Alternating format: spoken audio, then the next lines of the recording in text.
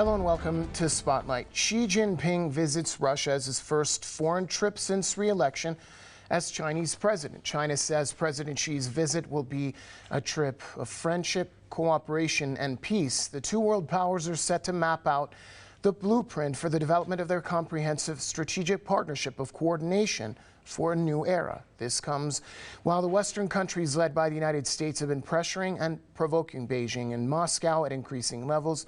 The West's policies, however, seem to have brought the two Eastern powers closer together. We'll take a closer look at the growing China-Russia relations and how it will affect world affairs in tonight's Spotlight program. Our guests are Esha Krishnaswamy, podcaster and journalist, joining us from St. Petersburg.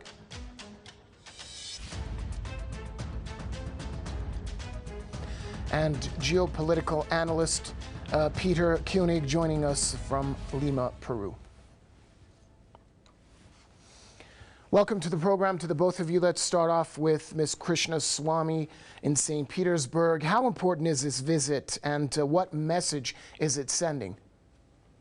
Well, it comes just days after the U.S. strong-armed the ICC into issuing an arrest warrant for alleged war crimes for Russian president.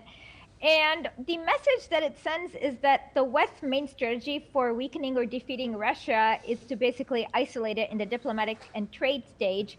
And when you have such a strong partner such as China, it shows that, and China and India, for example, have made up more in Russian imports in the volume than they've lost in Europe. It shows that the West cannot unilaterally decide to isolate a country like they've done in the past with, say, Iraq and North Korea.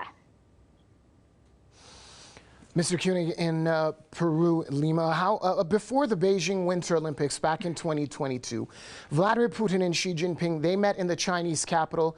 The two pledged, quote unquote, no limits to the Russian-Chinese partnership. Now, this partnership obviously has grown over time, but recently has become even closer and stronger. How important of a moment is it right now for the two countries' relations?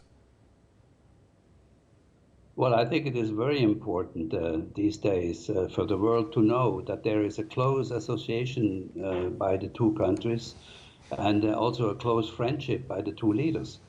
It again signals that China and Russia are moving towards a multipolar world, that China is cooperating with Russia in finding a solution of peace for Ukraine. And it sends a clear message to Washington, but also to the Europeans, that there is no limit, as we said before, to the cooperation between the two countries. And I think this is a very important point. As we have seen, and this was not very much publicized in the West, despite or maybe because of the sanctions against Russia, Russia has registered a trade surplus of more than $330 billion. This, of course, is not the intention of the West, but this is what's happening. You cannot isolate Russia, you cannot isolate China, and they're going their own way. I would say they are becoming an independent powerhouse without that powerhouse wanting to have a supreme power over the world as Washington wants. This is a different story. They want a peaceful cooperation and harmony among the countries, sovereign countries, that actually join the East. And I think this is a clear sign again, away from globalization and away of the Western idea of a one world order. Ms. Krishnaswamy, while Western countries led by the United States have been pressuring and provoking Beijing and Moscow at increasing levels, it appears now that the two are moving ever closer together. Analysts believe that the U.S. itself has invigorated this alliance, and the closer ties between Russia and China is a response to Washington's antagonizing behavior and is actually in competition with the U.S. and its own alliances. Do you see it in that light as well? Absolutely, because Washington doesn't just sit and strong-arm. What it also does is it tries to, for example, in order to weaken China with the Belt and Road Initiative, it has been repeatedly trying color revolution attempts in countries that have signed on to the Belt and Road Initiative. For example, Kazakhstan last year. China considers Kazakhstan to be the Belt of the Belt and Road Initiative. And recently, in Thailand, another ally, they have deep economic ties involving the Belt and Road Initiative. As for Russia, we all know what they are doing in Maidan, and they've attempted to overthrow Belarus. And so, with these, with these like constant threats, of course, countries that face the same threat strategically will get together to figure out how to combat it effectively. And yes, Washington's overly aggressive policies, and not just around Asia, China, where they're trying to surround China. They've been also trying to do that in Africa, where there are many projects. And just today, President Putin has mentioned that he is going to forgive over $20 billion of loans for various African countries and make sure that they get fertilizers and other farm equipments that they need. So it is definitely the West's continuous aggressive moves that is causing these countries to decide to come together to fight the common enemy. Same question to you, Mr. Koenig. Do you think that the U.S.'s pressure and behavior is actually bringing the likes of China and Russia even closer together? Absolutely. And not only that, it brings also many Western countries that have been Western allied countries in the past, brings them to the East. You know, we just have to look at the BRICS, BRICS Plus, which includes already Iran. They are very, very much tied to China, Russia. They would like to integrate into the Shanghai Cooperation Organization, which of course would be a full integration into the Eastern Peaceful Alliance, and so on. So I think it pulls more countries from the West away from the aggression of from the Western aggression and sanctions policies, and so on, and to become freer and live more peacefully. So I think this is a clear sign, and yeah, I think you know, the previous speaker is absolutely right. It brings the East more together, especially with the leadership of China and Russia. Back to our guest in St. Petersburg. This meeting is focusing on bilateral ties between Russia and China, but much has been projected on China's proposal for a ceasefire between Russia and Ukraine. How much sway do you think Beijing has right now to be able to affect negotiations regarding Ukraine? Well, it's really ironic because Washington keeps saying that Ukraine is fighting for its freedom, but then on Friday, John Kirby, the National Security Advisor, said that they won't let Ukraine accept the ceasefire proposal put forth by Beijing, which completely negates their idea that Ukraine is a free and sovereign country. So while the idea is good, unfortunately, Ukraine is, as much as it hurts, Ukraine is not a sovereign country because of how much control Washington exerts over it. So I am pretty skeptical of them being able to achieve tangible results for peace, although the 12-point plan is a very solid plan. Mr. Koenig, Xi earlier said Beijing's initiative is aimed at promoting a political settlement to the Ukraine crisis, but of course there is the Western opposition to a political solution. If you recall, former UK Prime Minister Boris Johnson, he halted an initiative for peace on behalf of the quote-unquote collective West. Talk to us more about how China's initiative can actually fit into this equation. Well, at this time, it is very difficult. I mean, Russia has at any time said in the past they are willing to negotiate. I mean, numerous times Russia has said they're willing to negotiate. This very good 12-point plan of China would fit into such negotiations very well. But as the previous speaker said, just within the last basically 24 or 48 hours, Washington has said they're not going to be in any negotiations. So what is going to be the outcome of that is very critical. It just shows that Zelensky is just a puppet, that there is no sovereignty of Ukraine. Actually has never been since 2014, since the Maidan coup. They have never been a sovereign country anymore. They were totally controlled by the West, and This seems to be going on. A solution maybe, Ukraine has lost almost 50% of the population during the last year, during this year of war. By migration, most of it by migration. Some of them went to Russia, many went to Europe and to other countries.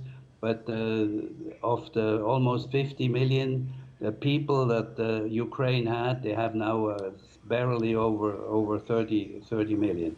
So this is maybe a call, a warning signal for the population remaining in Ukraine who live miserably without, with the destruction, most of which they have done themselves, which the Ukrainian army has done themselves.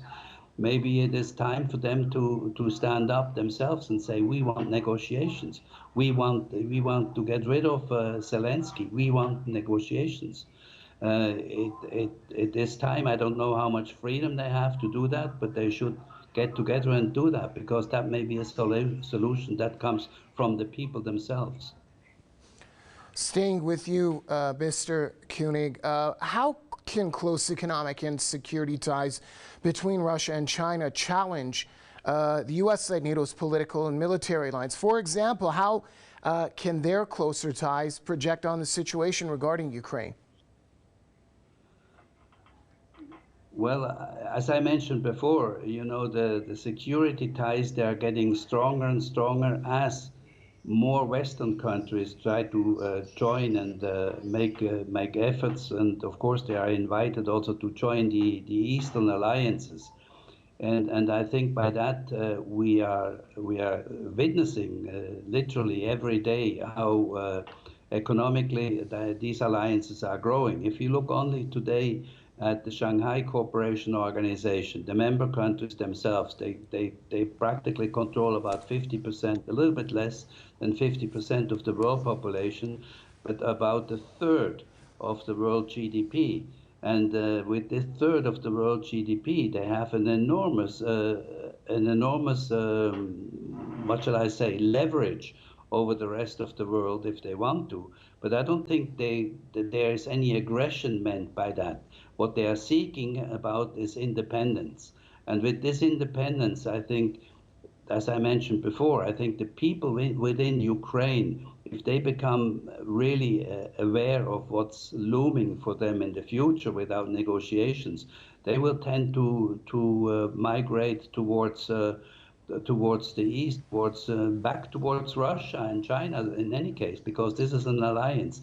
So I think showing their economic strength, which is increasing and which will further increasing in the case and when the BRICS countries are absorbed fully within the SCO, I think that is a clear indication. And that also shows maybe like the last breath of the West. What they are doing right now is fighting a fight which is lost from the beginning. Ms. Krishnaswamy, on the issue of Taiwan, under Joe Biden, we've seen the U.S. being more vocal of military support in favor of Taiwan.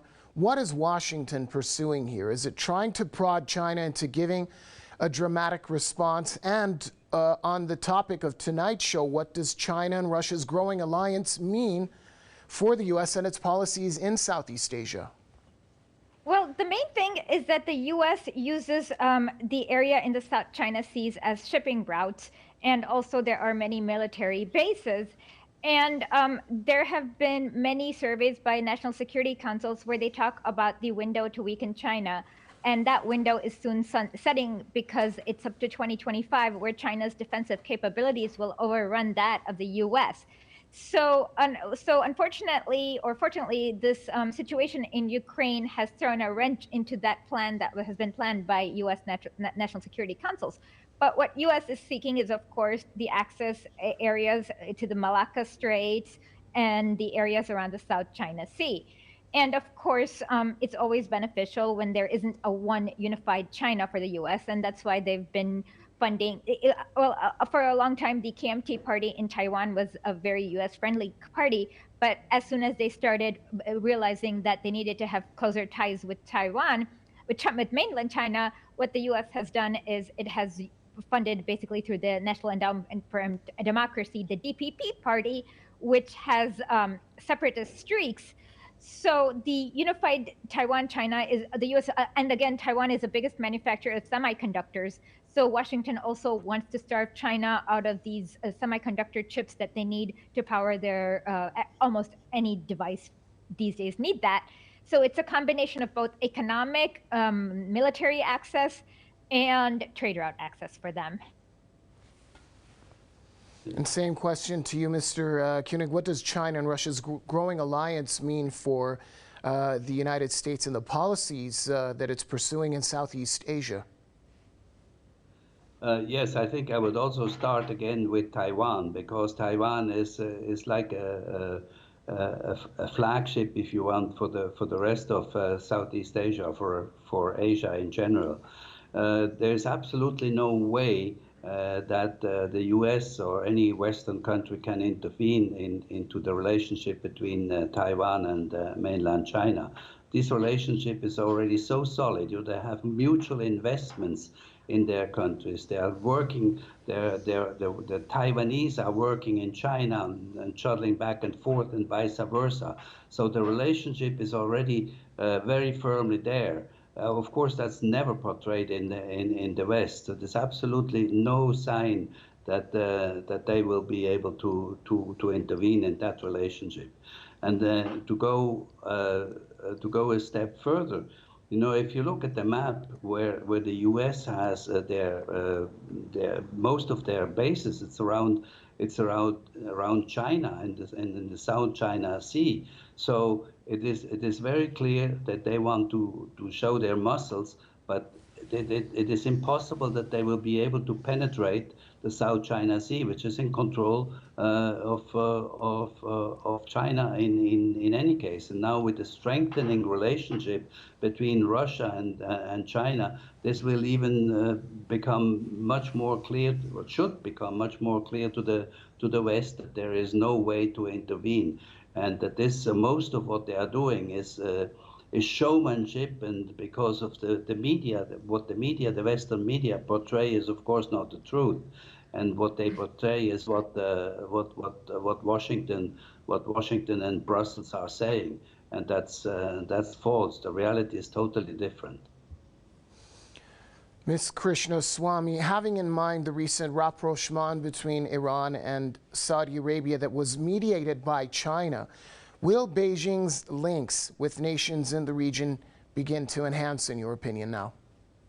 Absolutely. This, for the longest time, for nearly 40 years, ever since the Shah of Iran was overthrown, Saudi Arabia has been always pitted against Iran, and in the West it's always portrayed as some giant Sunni-Shia divide.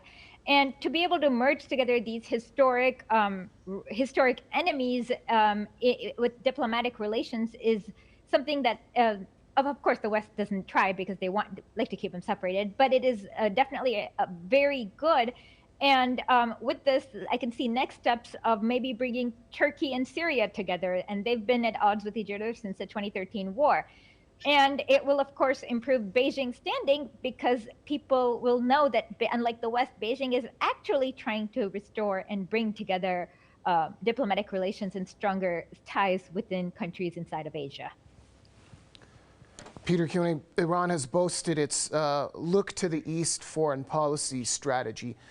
Could that be setting a precedent for other countries in the region to look more towards establishing stronger relations with the likes of China and Russia, as a potential major global shift is on the horizon? I think so, and I mentioned before that this is already signaled by the BRICS. The relationship especially between China and Russia and the BRICS Plus, and I tell you, there are about a dozen or more countries that would like to be part of the Plus, Western countries, by the way, and this is very, very significant. This relationship will be strengthened and will undoubtedly make a difference for the West too. And the West will observe that this is not only a political assumption or resumption of relations, but it's also it's an economic growth for the region, for the eastern region, and therefore I believe that this is clearly written on the wall that in the future will be much more growing in the east and in the west. Ms. Krishnaswamy, in a more general question, many observers say we're witnessing the end of a unipolar world as we know it. Some believe this is China's premiere on the world stage as the new major global power. Would you agree with that assessment? Absolutely. Since the fall of the Soviet Union, U.S. has been able to literally do anything they want under the cover of international rules-based order. Today marks the 20th anniversary of the invasion of Iraq, which was against every single international norm. And if there is a strong military power to oppose that, for example, what they were able to do with Iraq, they were not able to do the same thing with Syria because Russia was able to come to Syria's aid. So, of course, it will mean that U.S. will have to moderate its original policy. And the second thing is, of course, the U.S. works a lot. U.S. economy is propped up by the dollar hegemony, and it extensively uses the institutions like the IMF and the World Bank in order to enact privatization and austerity. And as we just saw, that Russia gives unconditional loans and China gives really good loan terms to many of these African countries, which means that they won't need to go to World Bank and IMF for their development projects and their balance of payment, which will then mean that there won't be the same dollar hegemony. So the U.S. will actually have to produce goods in order to do trade. So they won't have the same soft power or the hard power. And I think the way the international rules-based order works is that you have about 6 billion people who are living in abject poverty, while you have an elite few in Washington and London living in luxury is unsustainable. And if you take into account the future with the climate change, it is just not possible, and it is definitely it'll definitely lead to a more egalitarian world for the majority that live here. All right, that's all the time we have for tonight's show. Thanks to podcaster and journalist Esha Krishnaswamy joining us from St. Petersburg, and thanks to geopolitical analyst Peter Koenig joining us from Lima, Peru, and also a special thanks to you, our viewers, for staying with us on tonight's Spotlight. It's good night for now, and see you next time.